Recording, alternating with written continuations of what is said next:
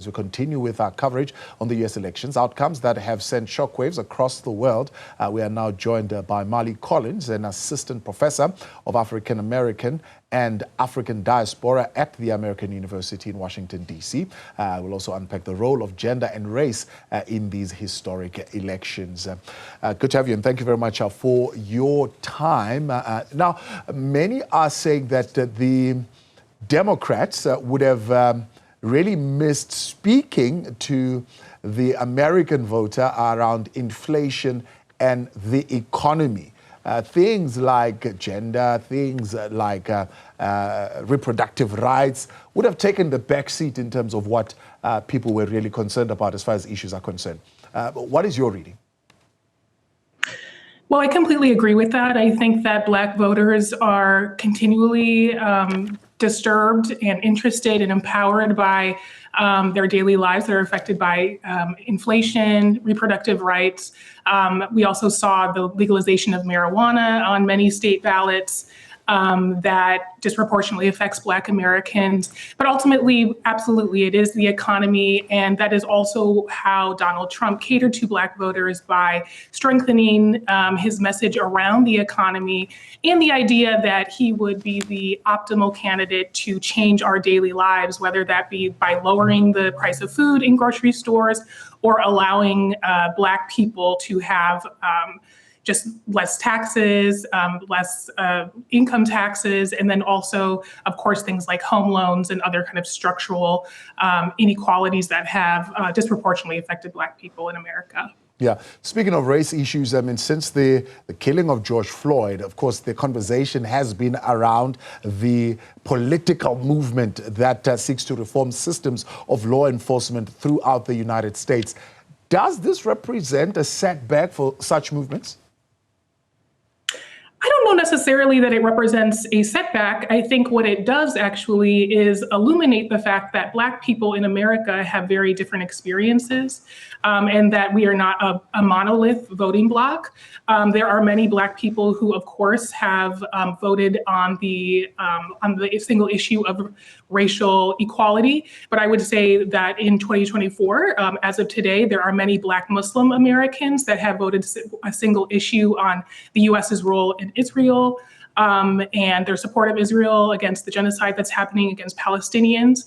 And so there are a lot of Black folks who have different priorities. And I think that's something that's kind of that's getting lost in some of the coverage, that Black people no longer just vote because we've had Black people no longer just vote for Black candidates because we've historically had a dearth of Black candidates, but rather we now vote for different issues. And sometimes our Black candidates do not represent our passions or our daily lives. And for many, that has been the conflict that's going on in Gaza. Yeah.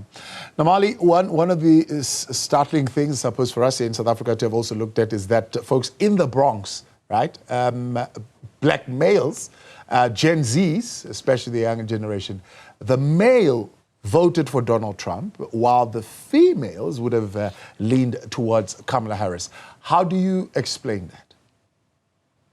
I would actually explain it the same way I just did, which is that a large amount of young Black voters, Black male voters, believe it or not, although they live in the borough of the Bronx, are still attending universities within New York City, universities that cracked down on their students, expelled some of their students for their political activism last year.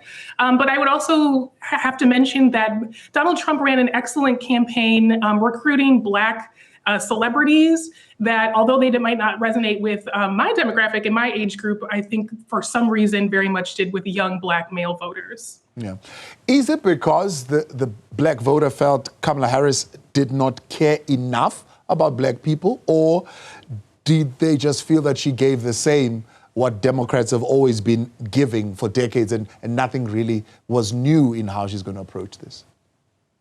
I would agree with your latter point that Kamala Harris, we know that this was a very short run campaign, and if she had longer, she probably would have expanded her outreach to Black people.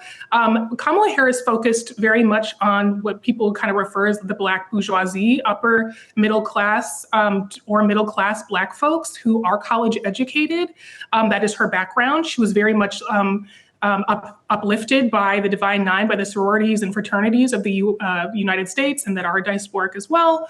But she did not reach as much, I think, as she wanted to, these working class Black folks, specifically in the South. And we see that reflected in these outcomes in places like Detroit, the Bronx, as you mentioned, and also Georgia. Yeah. Left-leaning media, if you like, in the United States have reflected on this moment as an incoming age of authoritarianism and dictatorship. Is that how people are reading it? I would say from the emails circulating among my colleagues and just generally outside today, absolutely. We are, I would say, ill-equipped for what we're about to experience when Donald Trump no longer has to worry about re-election, and we have several Supreme Court justices that are looking to retire that could shape our legislation for the next 40, 50, 60 years, potentially. Yeah. But the state of democracy would have been in the back seat when it comes to the vote. What would have been more important for the voter was the economy. Yeah, I think that like every other American right now, I'm kind of speechless. We are, to be honest with you, the Black mothers and the Black families that I work with in my community service work are having a really hard time feeding their families. And so that the state of a democracy is a very abstract concept to someone who can't feed their children. And so I think that is how people voted, and it's reflected in the results. Marley, we appreciate your time. Marley Collins, some more reflection on the implications of this on diversity, but implications of this, I suppose, for gender as well as for race in America.